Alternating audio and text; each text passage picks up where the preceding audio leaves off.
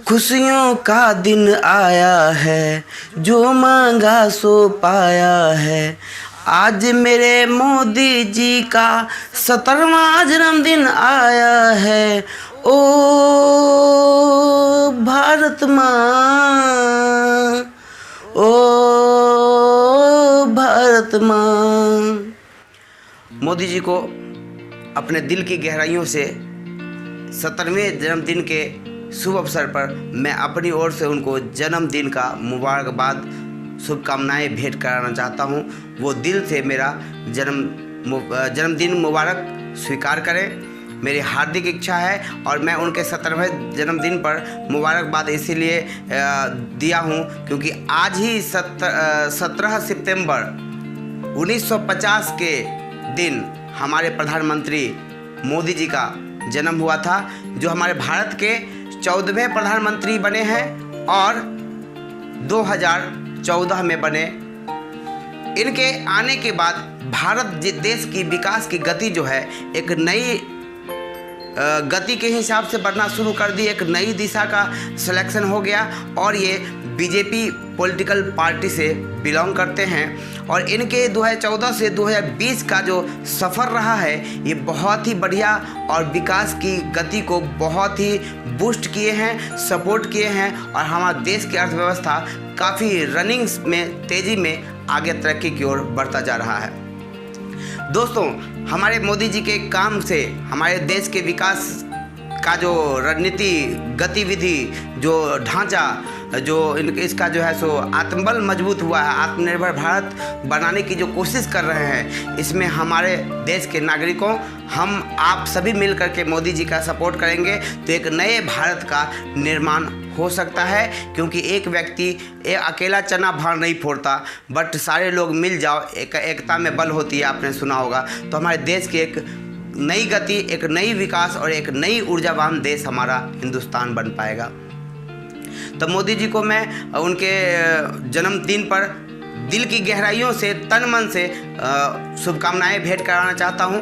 साथ ही साथ उनके 17वें जन्मदिन पर मन की बात उन्होंने जो एक परियोजना चलाया, अभियान चलाया, उसके अंतर्गत आज मैं अपने इस चैनल के माध्यम से, लेकिन अपने मन की बात मोदी जी के कानों तक, उनके मन तक पहुंचाने का मेरा इस वीडियो के माध्यम से प्रयास रहा है। जैसा कि हमारे देश के जो भी नागरिक हैं, भारत देश के वासी हैं, वो सभी जानते हैं कि मोदी जी जैसे ही आए बड़ा बड़ा काम उन्होंने किया और हमारे देश में जो 6 साल में जो विकास की गति चली है, विकास हुआ है और लोगों ने, भारत देश के जो निवासी हैं, उन्होंने महसूस किया है यह पिछले 70 सालों से हुआ होता। 1947 से जब हमारा देश आज़ाद हुआ, उसी समय से एक क्रांति विकास की आती और उस रफ्तार में चलता तो शायद हमारा देश आज, हमारे एपीजे अब्दुल कलाम साहब का जो एक नया सपना था 2020 का जो भारत होगा वो विकसित भारत होगा, ये दुर्भाग्य कहिए कि 2020 का समय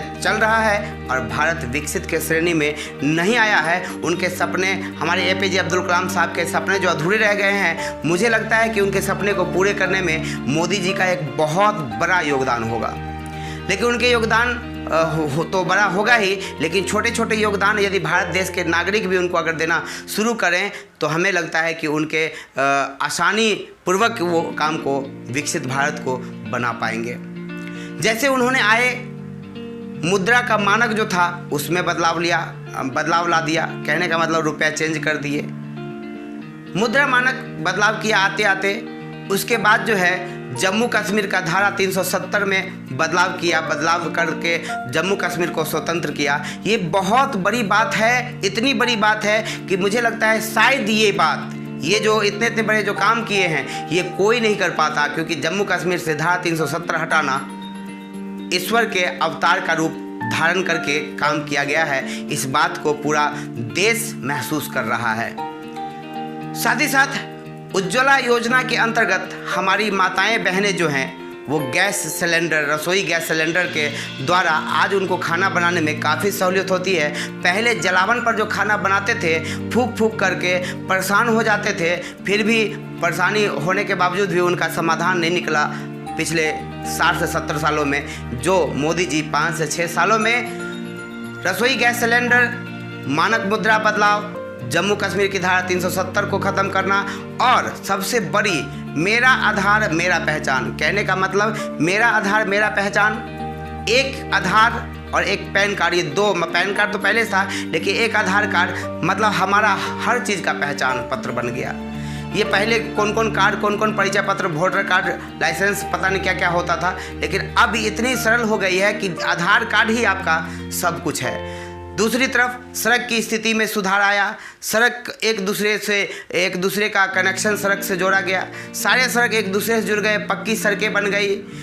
गांव के दलित, महादलित, अति पिछड़ा, गरीब लोग जो हैं उनको भी काफ़ी कई टाइप के क्या कहते हैं प्रोजेक्ट के अंतर्गत उनको फ़ायदे मिल रहे हैं, परियोजना में लाभ मिल रहा है।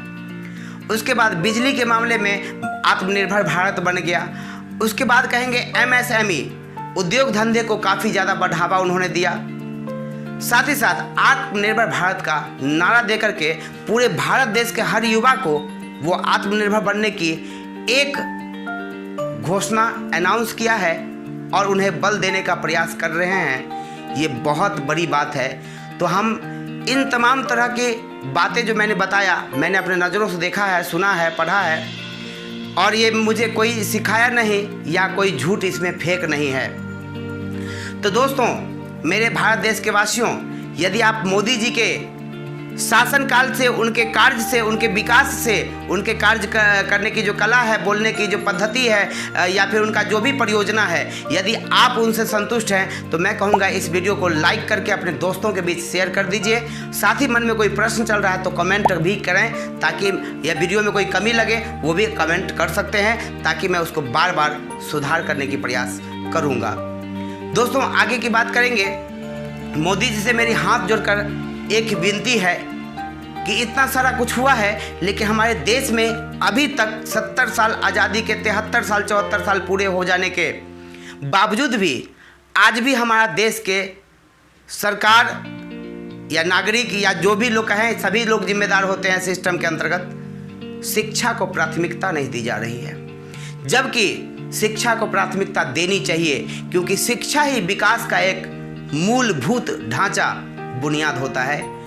साथ ही हमारे देश के शिक्षा जगत का जो बुनियाद है वो नौकरी पर जो टिकी हुई है, उसकी मानसिकता बदलने के लिए कोई परियोजना लाए, ताकि हमारे देश के युवा, यंग ब्लड जो हैं, उनकी मानसिकता बदले और वो एक नई दिशा में आत्मनिर्भर एंटरप्रेन्योर बन सके।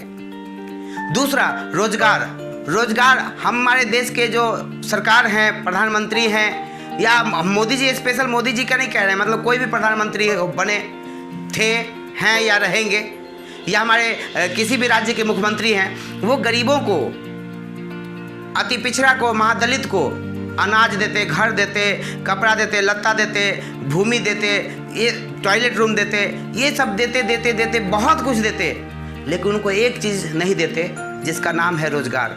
यदि ये सब कोई भी चीज़ ना दे करके छोटे, बहुत महादलित जो है, बहुत ज़्यादा पिछड़ा हुआ जो है, उसको छोटे मोटे अनाज या छोटे मोटे राशि दी जाती, लेकिन सबों को अगर रोज़गार दी गई होती, शुरुआती दौर से ये प्रयास किया गया होता है रोज़गार देने का, तो मुझे लगता है आज इतनी सारी चीज़ जो दिया जा रहा है, फिर भी आज 70 साल पहले जो आज हमारे देश की गरीबी की स्थिति थी, आज भी मेजरमेंट आप करके देख लीजिए, माप लीजिए, आकलन कर लीजिए, आज भी विशेष बदलाव नहीं आया है।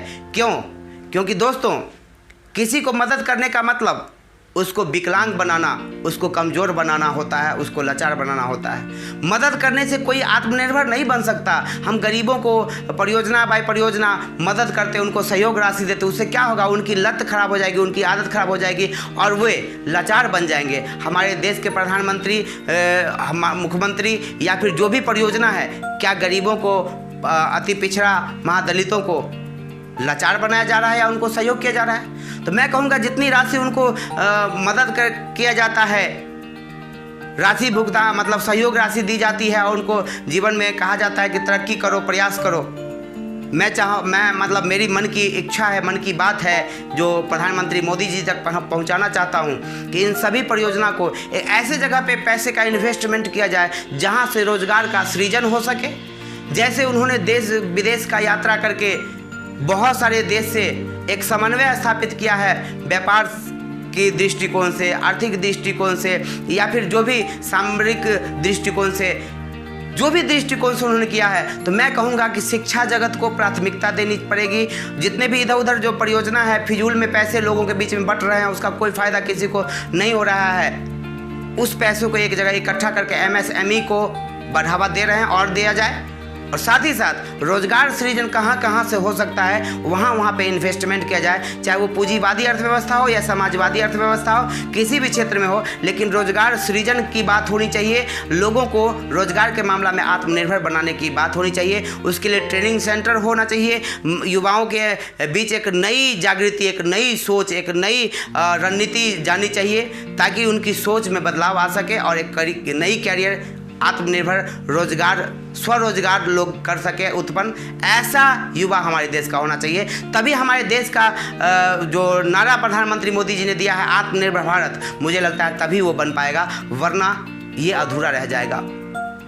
उसके आगे जैविक क्रांति पर किसान भाइयों को जोर डालने के लिए प्रेरित करें। साथ ही साथ प्रत्येक डिस्ट्रिक्ट के प्रत्येक प्रखंड में या फिर ग्रामीण स्तर पर एक जो है सो एक करके प्रत्येक जगह जैविक क्रांति की ओर एक कदम बढ़ाने के लिए किसानों को ट्रेनिंग सेंटर दिया जाए, जहां से जैविक खेती करके मिट्टी को कैसे बचाया जा सकता है, पर्यावरण को कैसे बचाया जा सकता है, साथ ही साथ कम लागत में बेहतर उत्पादन करके हमारे देश की अर्थव्यवस्था कैसे मजबूत किया जाए। मैं हाथ जोड़ के विनती करूंगा मोदी जी से कि ये रोजगार, शिक्षा और जैविक क्रांति की ओर, अगर ये आपको अच्छा लग रहा हो और आपको लगता है कि सही बात बोल रहा है, ये बंदा सही कह रहा है, होना चाहिए, तो आप इसके तरफ एक कदम उठाएं। मैं आपका दिल से आभारी रहूंगा आजीवन।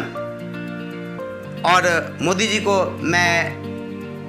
जी के लिए मैं ईश्वर से प्रार्थना करूंगा कि उनकी लंबी उम्र दे और हमारे देश के प्रधानमंत्री हमेशा इसी रफ्तार, विकास की रफ्तार में बने रहें। दोस्तों, यह वीडियो मैंने जो आज मोदी जी की जन्मतिथि पर मोदी जी को मुबारकबाद देने के लिए, जन्मदिन का मुबारकबाद देने के लिए जो बनाया, ये आपको कैसा लगा? यदि अच्छा लगा तो लाइक करके दोस्तों के बीच शेयर करें, और चैनल पे पहली बार हैं तो सब्सक्राइब कर लें और बेल आइकन दबा लें, ताकि बार बार इस तरह की नई जानकारी आपको मिलता रहे। फिर मिलूंगा अगली वीडियो में, तब तक वीडियो देखते रहिए। नमस्कार।